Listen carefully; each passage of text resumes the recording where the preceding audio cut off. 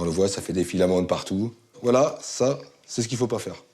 Et c'est pourtant ce qu'on fait tous quand on tente de pocher un œuf. Pourtant, selon Laurent, coach culinaire, quelques astuces suffisent pour réussir son pochage à tous les coups.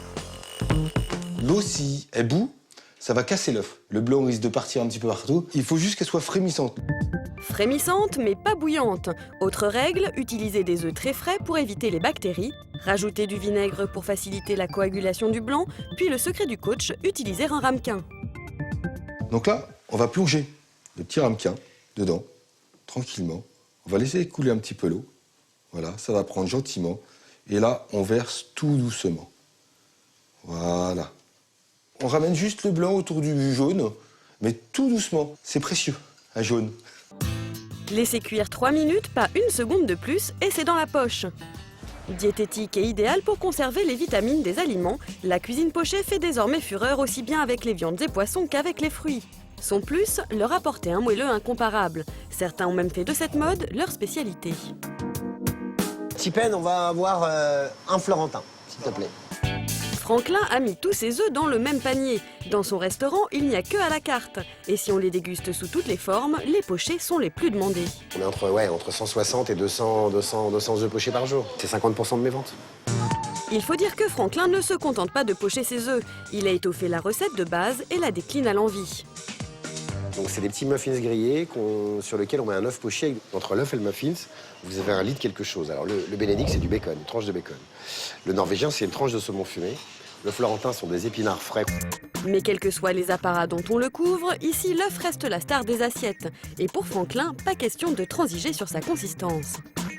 Alors le raté pour moi, c'est ça. Parce que quand vous le cassez, il est liquide, mais pas trop. Ça, c'est un œuf mollet, en fait. La base de l'œuf poché, c'est qu'en fait, il soit liquide à l'intérieur. Alors ça, c'est un œuf poché. Et donc l'intérêt, c'est que donc, le jaune se mélange avec le muffins, le pain, le bacon, selon ce que vous allez choisir, plus la sauce hollandaise. Et tout ça, bah, c'est pas mal, quoi. Chez Franklin, les chefs ont le coup de main. Mais pour ceux qui hésiteraient encore à se lancer, les outils promettant des pochages parfaits se multiplient comme des petits pains. Dans cette boutique, un rayon leur est même dédié. En ce moment, l'œuf poché a un grand succès. Depuis quelque temps, c'est vrai que les créateurs débordent d'imagination pour essayer justement de mettre l'œuf poché à la portée de tout le monde. Parmi les ustensiles les plus novateurs, ce manège en inox à 60 €, ces pocheuses en silicone à 16 € ou ces sachets en papier vendus 6 € les 20. Mais tiennent-ils leurs promesses? Moi, je suis curieux de ça parce que l'eau est en dessous. Laurent a accepté de les tester pour nous. Premier à passer sur le grill, le manège. L'œuf n'est pas directement plongé dans l'eau, une méthode peu conventionnelle pour un résultat tout aussi étonnant. Ça ressemble pas vraiment à une forme d'œuf poché. Le blanc est un peu pâteux. Je dirais pas que c'est pas bon, mais ça ressemble plus à un œuf au plat. Pas de quoi faire tout un plat de cette pocheuse donc. Deuxième tentative, la baignoire. Rose, en plus, c'est mignon. Laurent verse l'œuf dans la coupelle, déjà immergée dans l'eau. C'est pas si mal. Ça fait une forme un petit peu ovale. C'est vrai qu'un œuf poché, normalement, c'est plus rond. Si le résultat est plus concluant qu'avec la pocheuse, Laurent jette tout de même la baignoire avec l'eau du bain. Dernier espoir, les sachets en papier. Il suffit de casser l'œuf dedans puis de le plonger dans l'eau.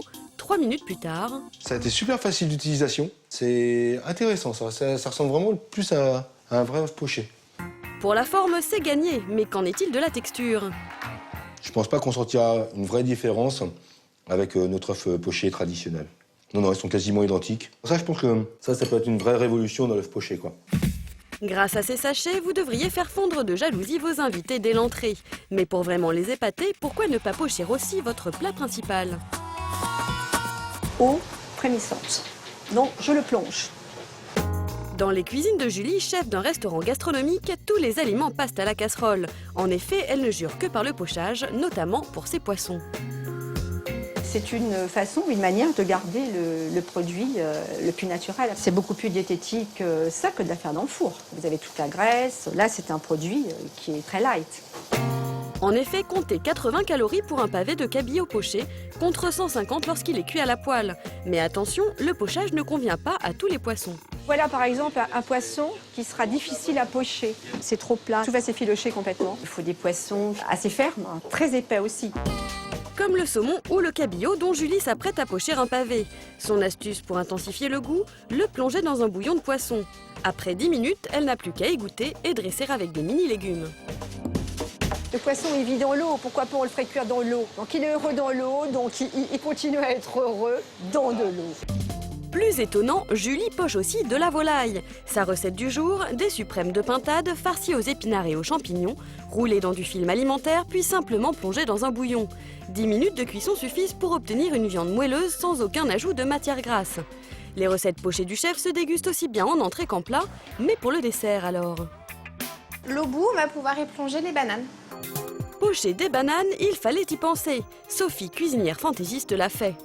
On va garder la peau de la banane parce que la banane est un fruit très mou et sous la cuisson, ça deviendrait de la charpie, on ne pourrait plus garder le fruit. En quelques minutes, elle obtient une banane fondante sans l'aide de sucre. Elle peut donc l'agrémenter sans complexe de caramel et de noisettes. Parmi ses autres créations, les poires parfumées au romarin ou encore les abricots secs pochés au thé et à la vanille. Et pour cette dernière recette, elle utilise 6 minutes à pleine puissance. son micro-ondes. Le fait de cuire les fruits secs, ils vont se gorger de ce sirop. Ça ne va pas évidemment refaire un abricot frais, mais un abricot moelleux. Pour tester ces pochages gourmands, Sophie a invité quelques amis. Ces innovations vont-elles les séduire? C'est faire sortir le goût de la banane, qu'elle soit cuite. Allez, on pioche les abricots? C'est vanillé, c'est sucré, c'est frais en même temps. C'est bon et ça fond dans la bouche. Les recettes de Sophie remportent un franc succès. Diététique et déclinable à l'envi, la cuisine pochée fait décidément frémir de plaisir. Alors pourquoi ne pas troquer votre barbecue contre une casserole?